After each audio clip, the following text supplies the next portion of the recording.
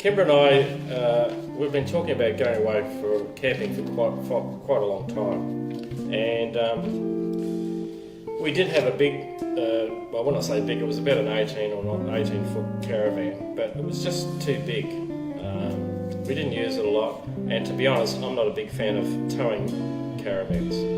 I've towed big boats, I've towed all kinds of things, but for some reason with these caravans, it's just, I don't know, it's just this big blob behind you. Hi Jen. Hi Jenny, congratulations on your new car. Double thumbs up. It's a pearl. It's a pearl. Yeah. Oh, thanks Marcus, thank you. Hearing is fine. Now I'll just show you the, yeah, so what we did, we sold our 18-foot caravan that we had, which was pretty cool.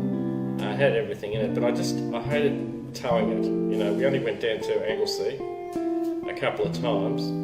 So we sold that. We got pretty much what we paid for it, so we didn't lose anything. We had it for about, I don't know, about 12 months or something. We didn't have it all that long. But I will show you what we've come up with now. So that's what this is what we've bought now. It's called a bush ranger, Joey. It's only 10 foot long from here to there. It's only 10 feet. Okay. It's got a bed here at this end, and you can stand up in it. You can come in through this back door, stand up. There's a sink. There's a little table.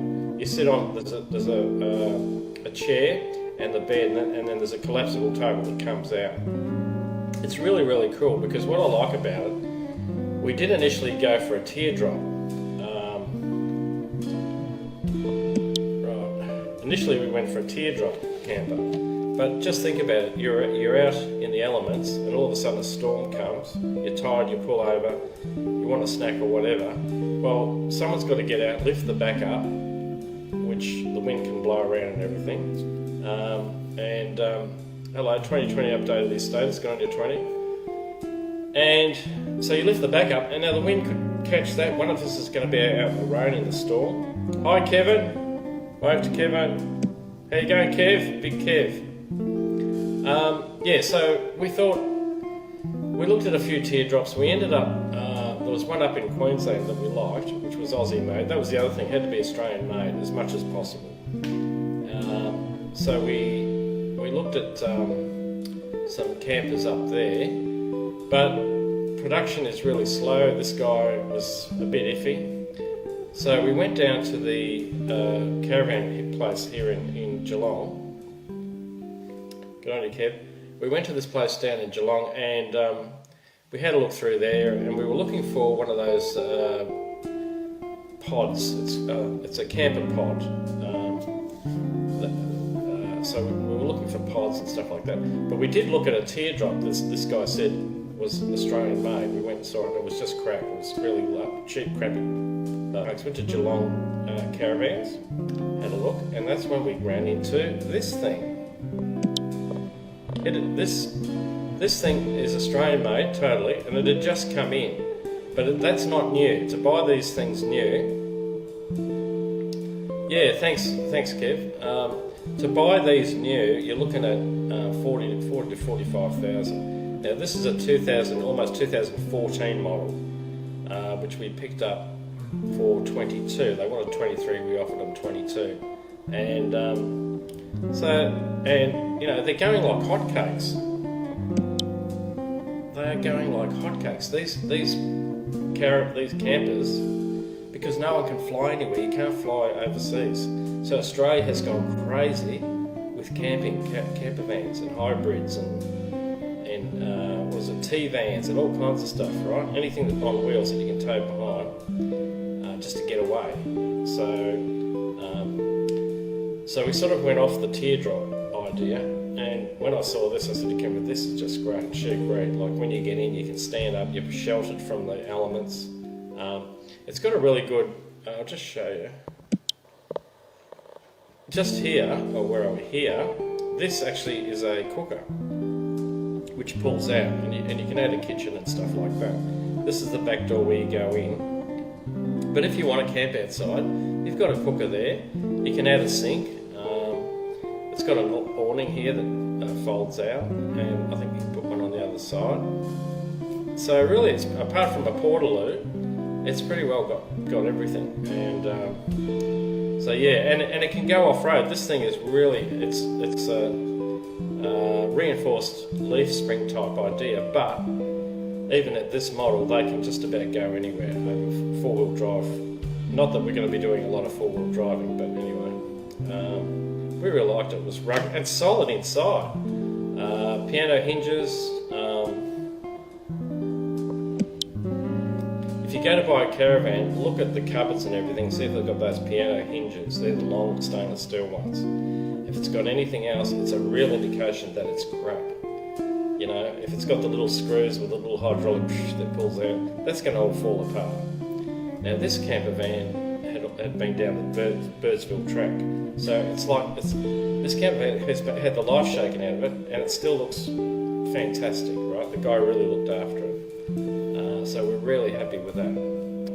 You just can't buy these Bush Ranger campers anywhere. Like this,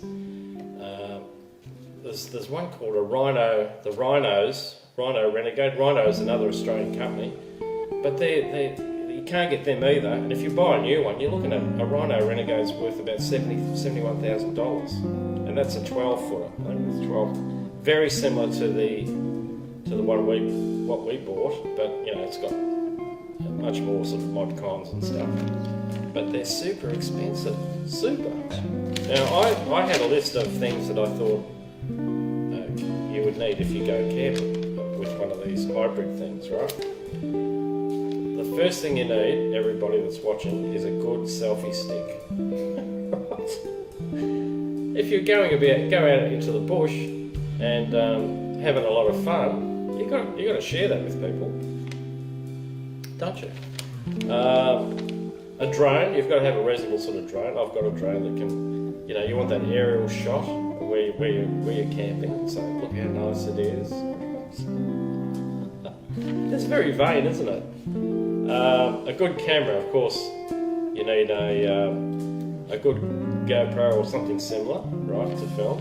Because I think the whole thing is sharing the experience. If you're having fun out there, and a lot of people don't have the opportunity, or they're for different reasons they're stuck at home, they can watch and see the fun that you're having, and it makes them feel good.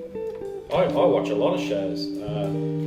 My favourite is I watch La Vagabond, which is sailing, because I love sailing, and yeah, just it's great to watch these shows but they're not in real time. They're pre-recorded and all the rest of it. A good camera. Okay, cooking and wash-up stuff. You need, if you go anywhere camping, you need a good some way of cooking reasonably, and some way of washing up. So you need some fresh water, or some water and stuff like that. Now, in saying that, you also need somebody that can cook. Okay. You know, I'm not just talking baked beans in a can. I'm talking, some nice meals that you can put together, preferably with produce from the area where you go in. So if you call into, say we went over to Tassie, and Tassie's on our list to do a big tour of. Bruce McKenzie's watching. Hi Bruce. Wave to Bruce. Thanks for watching, Bruce. Bruce and Anne, isn't it? Yeah, good on you, Brucey. Yeah, so you need, if you go camping, one of you, the couple, the pair, whatever, whoever you are, wherever you are, somebody needs to be able to cook. Or if not, get a good cookbook and look it up. So I've got selfie stick, drone, fair hook shots, good camera, cooking and wash up stuff, somebody that can cook, a wine cellar on wheels, or a good beer fridge, maybe, I don't know. A good damper recipe. Now, if you're out in the sticks and you go for a walk and you get lost, has anyone seen that show? I shouldn't have survived. I couldn't have survived or whatever, right? If you go out and you've got some damper in your backpack and water, who knows how far you can go, right, and survive. So a good damper recipe is needed. A map and GPS. Now I said this to the other day. I work at the airport and this little old lady came in there was nobody there, and she said she drove in the wrong way and she was completely lost. And she was trying to get going one way, and I thought it was just somebody that had gone crazy, but this poor woman, she was totally lost. And I said to her, have you got a map? She wanted to get to Bendigo, I think it was. I said, have you got a map? No, I haven't got a map. Have you got a GPS? No, I haven't got a GPS. I said, well, how do you know how to get to Bendigo? And she said, well, I just follow my nose. Yes, so I got her out of the airport, gave her directions to get to Geelong and go via Ballarat to Bendigo. I said, just follow the signs and good luck.